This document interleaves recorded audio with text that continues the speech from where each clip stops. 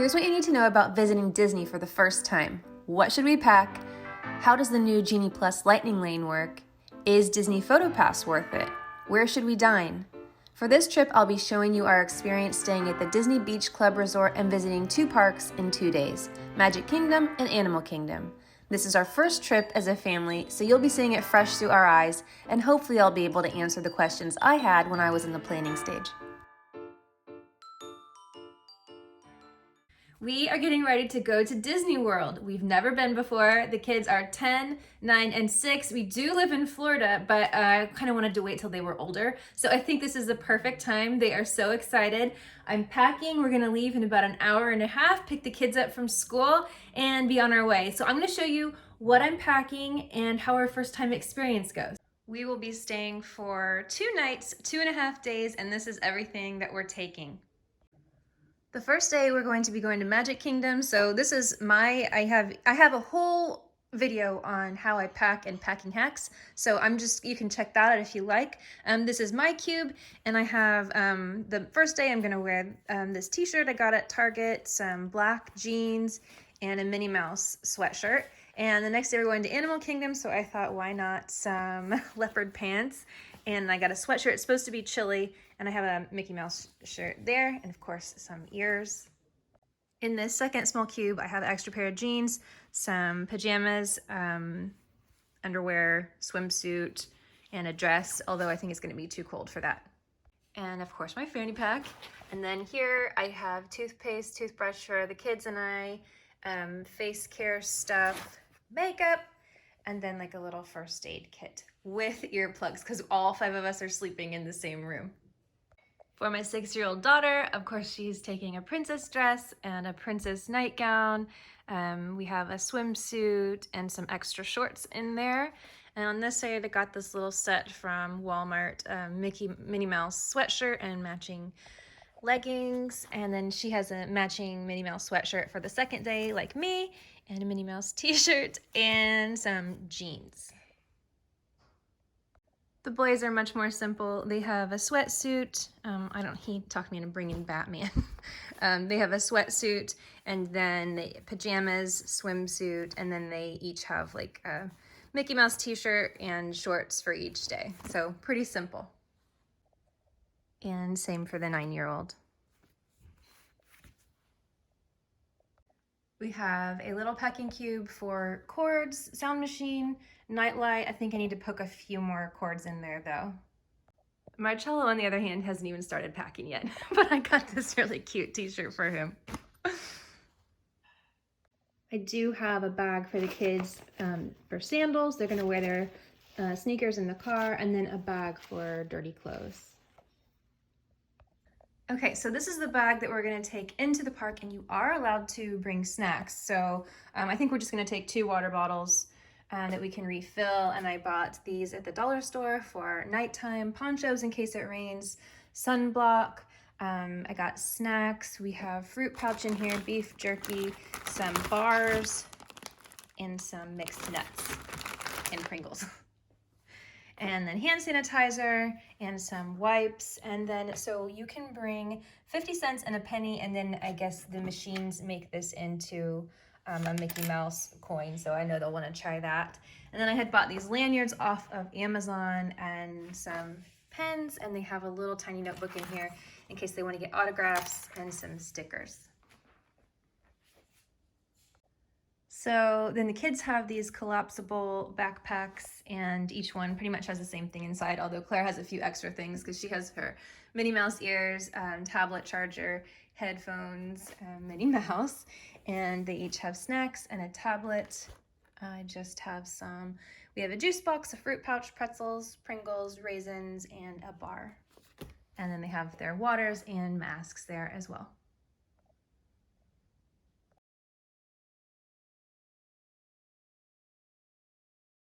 We have budgeted for food, and we have reservations at a couple different restaurants while we're there, but I packed snacks to have in the room and maybe keep that cost down just a little bit.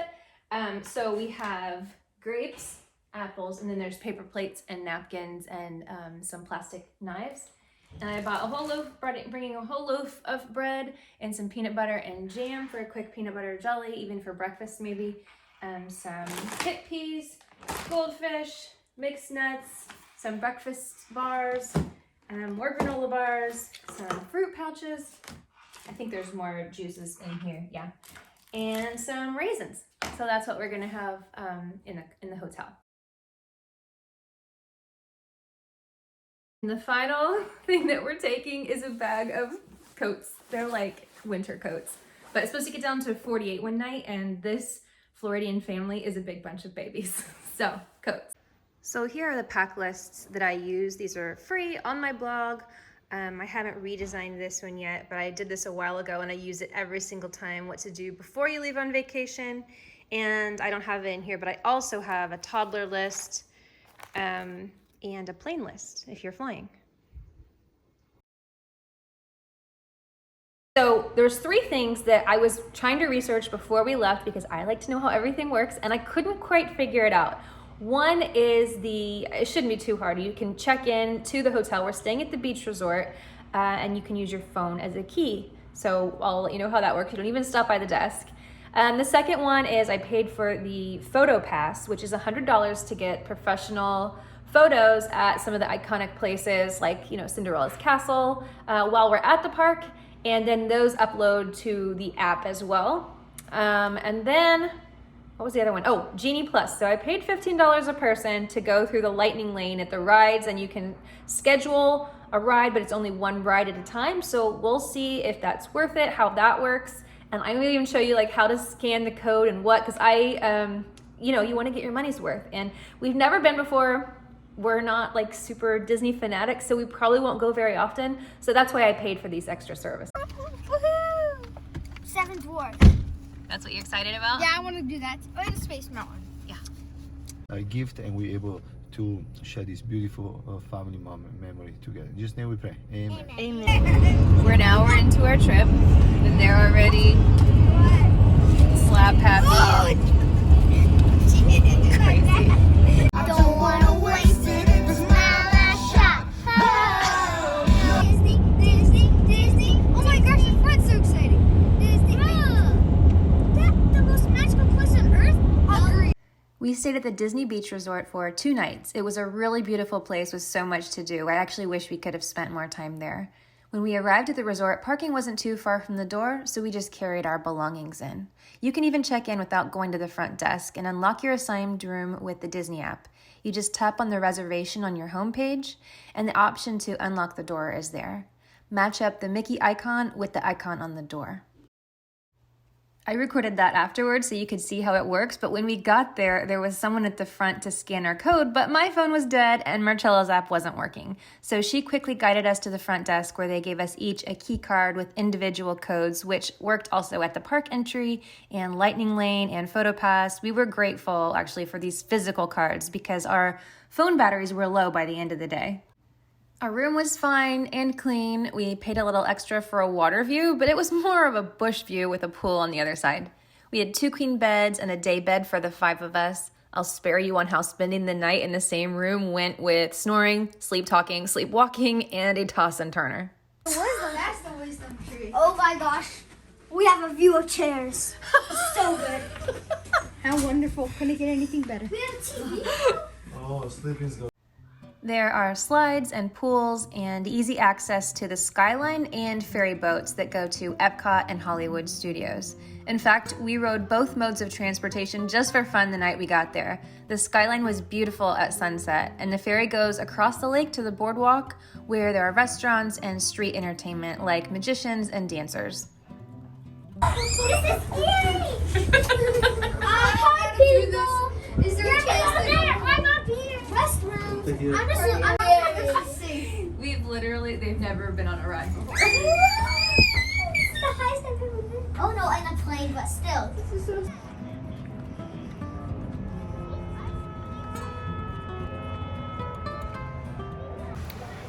You're a very smart young Good man. thing we Let me brought try to the answer. He didn't have a microphone. He's a very soft-spoken. You can go watch him, young man. Luca. He felt like it was a person. Let me ask you a question. You guys can go watch the magic show. So we didn't know that you have to get a reservation for basically any restaurant. So we're sitting outside, but they do have cheese pizzas. So we got a cheese pizza. It's so cold. It's probably how cold do you think it is, Marcello? How cold do you think it is? 68. Yeah, 60s.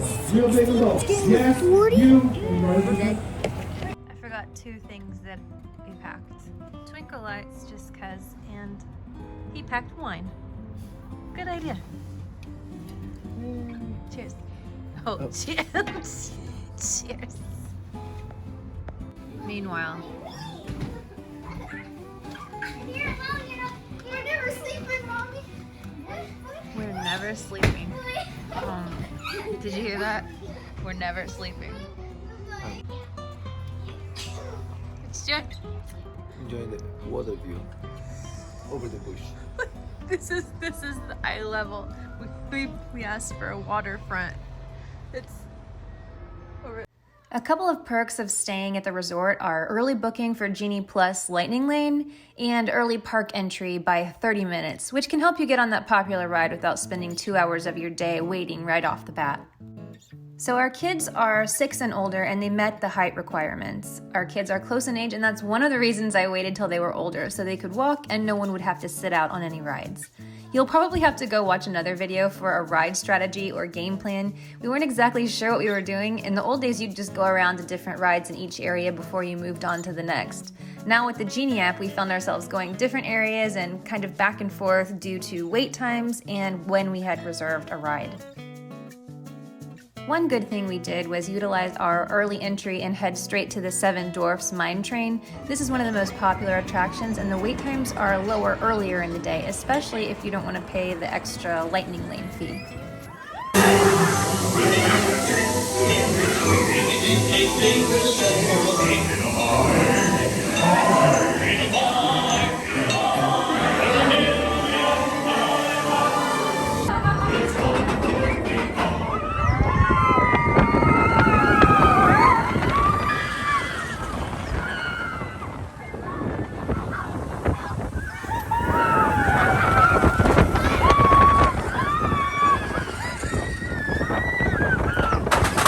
Waited. Worth the wait? Yes. You like that one? Yes, I love that. That's one. But it's so long. Yeah. Oh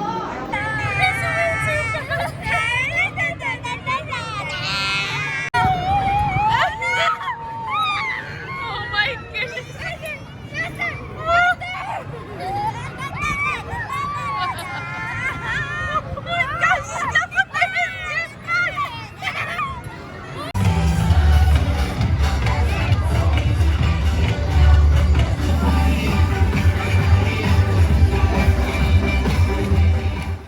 We managed to ride most of the rides at Magic Kingdom, but missed some like the Haunted Mansion and Winnie the Pooh.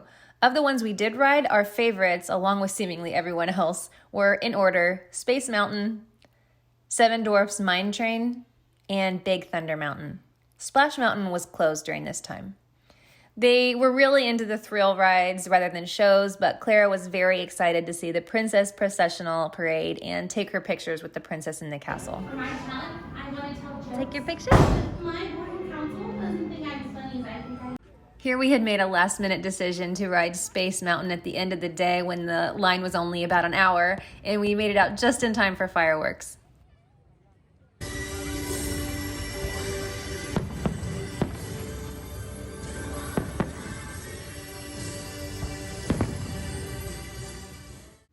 On our second day, we went to Animal Kingdom, and we were happy because it was not as crowded.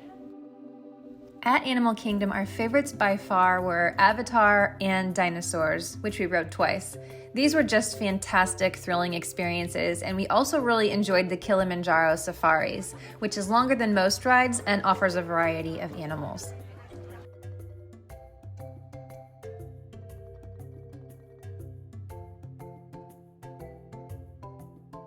If you ride Cali River Rapids, go ahead and break out the ponchos. We did, but still got soaked. I think we spent more time trying not to get wet than enjoying the ride.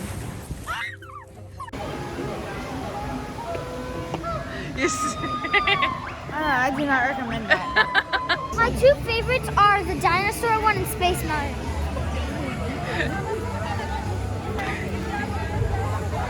Disney's so good. With kids, it's always helpful to manage expectations. I had to warn them that we would not be buying a bunch of toys and drinks, maybe just a few snacks. I told them it would be a day full of ups and downs, kind of like an emotional roller coaster. One minute you're extremely excited because the ride was so much fun, and the next you're bored or hangry from waiting in line. I made sure they knew it would be lots of waiting and we would just have to be patient. They did well for the most part, but we kept having to tell them to not climb on things or touch everything or wrestle in line. It was important to us to make sure we all stuck together the entire time, so we held hands a lot of the time, and I wrote our phone number on the kids' wrists with a Sharpie in case we got separated. Let's talk about how to use the Genie Plus Lightning Lane. The app itself is free, and it shows the park map with wait times and offers suggestions on where to go according to your preferences. The newer feature at Disney is called Genie Plus, and you can pay $15 per person per day to skip the line on select rides at select times. This has some catches. You can only book one ride at a time, and you may not rebook the same ride. The most popular rides book early in the morning. The problem with that is that if you book a ride at 3 p.m., you will not be able to utilize your pass until that time. And finally, not all rides are included in Genie Plus. For us, that meant if we wanted a Lightning Lane pass for Seven Dwarfs or Space Mountain, we would have had to pay $7 to $10 extra per person. If you're just two people or in a rush to do everything or have a lot of money to spend, this is a good option. We did not choose to buy these. We waited 45 minutes for the Seven Dwarfs Mine Train for our first ride and an hour and a half for Space Mountain for our last ride. Then the second day, we ended up waiting about 2 hours for Avatar for our last ride, and yes, it was actually worth it. There are 3 ways to use Lightning Lane. You can use the Disney app, you tap the ride you reserved on your homepage, and just tap your phone to the Mickey touchpad at the entry. You will have to slide through each person in your party. You can use a magic band, and Disney sells these handy bands that make entry and Lightning Lane super easy instead of digging around in your bag. And they cost about $20 and up and would be worth it if you were repeat visitors. Finally, you can use a key card. We ended up using the keys we got at the hotel most of the time, old school style. So is Genie Plus worth it? We were only able to use our passes 3 times in Magic Kingdom and 2 times in the Animal Kingdom. Ultimately though, I would buy it again to save a few hours of waiting and do a few more things. How to use PhotoPass. I was excited to check out PhotoPass service for our first trip to Disney. For $100, you get professional photos of your group in front of various locations across the parks. You find a photographer dressed in blue pants and a white shirt carrying a large camera. You can find designated locations on the park maps, and Disney says sometimes they are located in other locations, though I never saw any. This is a great way to get the perfect shot in front of the castle or favorite iconic spot. Here's where I'm still confused. Disney also offers Memory Maker. So PhotoPass is the system they use, and Memory Maker is the packages that you can purchase. I downloaded all of our photos from the app to my phone free of charge, though I don't know if that was a fluke or you don't actually need Memory Maker, which can be pricey. Clear as mud? I know, I'm sorry. Is PhotoPass worth it? The first day at Magic Kingdom, I saw 1 photographer. 1! Fortunately, it was the most important one to me because it was right in front of Cinderella's castle. So we only got those photos for the whole day. I have to say I was pretty disappointed in that, but that could have just been my own experience. But Animal Kingdom made up for that, and we saw at least 3 photographers there, one of which was very fun and took photos of just Marcello and I, which I hadn't even thought of. PhotoPass also captures your group on rides, and we got a cute one on the Seven Dwarfs ride, but that was it. We missed one because we were in the Lightning Lane and didn't walk past the sign with the code, and we missed one because I couldn't figure out how to scan the code in time. In front of the Dwarfs, you can scan your code. In front of Space Mountain, you scan their code. Keep in mind that only a select amount of thrill rides have this feature also. We did figure it out by the time we went to Animal Kingdom, but we only rode 1 ride with this option and got a photo of us talking in our masks because the dinosaur ride is indoors. My conclusion, I'm glad we paid for the service for our first experience together, but I wouldn't do it if we were frequent visitors. This was a special experience, so I'm glad we captured it. Dining. I did not understand beforehand that you need a reservation for almost every meal you eat. The first night we were there, we took the ferry over to the boardwalk across from the resort, as you saw, and we were surprised we couldn't get in any restaurant even at 7 o'clock at night. It worked out okay though because there was a pizza place and we found seating outside. Fortunately, I had already reserved dining inside the park. All dining reservations are also done through the Disney app, and you can order from many of the non-sit-down restaurants in advance on the app. These were the 3 sit-down restaurants that we chose. We needed a rest, and I liked that we could add in a few vegetables and fruit instead of just eating fried food from the stands. And they turn people around so quickly that you can be in and out within the hour. At Liberty Tavern, a colonial-style restaurant, they gave us a buffet-style family lunch where they brought large plates of salad, turkey, pot roast, mashed potatoes, and mac and cheese. The food was really good, minus the mac and cheese, but we did find it overpriced compared to the other restaurants. At the Jungle Navigation Canteen, the waiters are funny and quirky. My husband enjoyed his ribs and claimed he chose best over my chicken. Of course, the food is very kid-friendly and even comes with steamed vegetables as an option. The kids' options were about $10 each, which I thought was very reasonable. On our second day, we only went to one restaurant because we could not get a reservation until 2 o'clock. We were so full that we were not even hungry by dinner. The Rainforest Cafe in Animal Kingdom was by far our favorite. The entrance is lush, beautiful, and inviting. The large gift store is adorned with hanging vines and flowers and tropical fish. And the inside is enormous with animated animals and jungle atmosphere.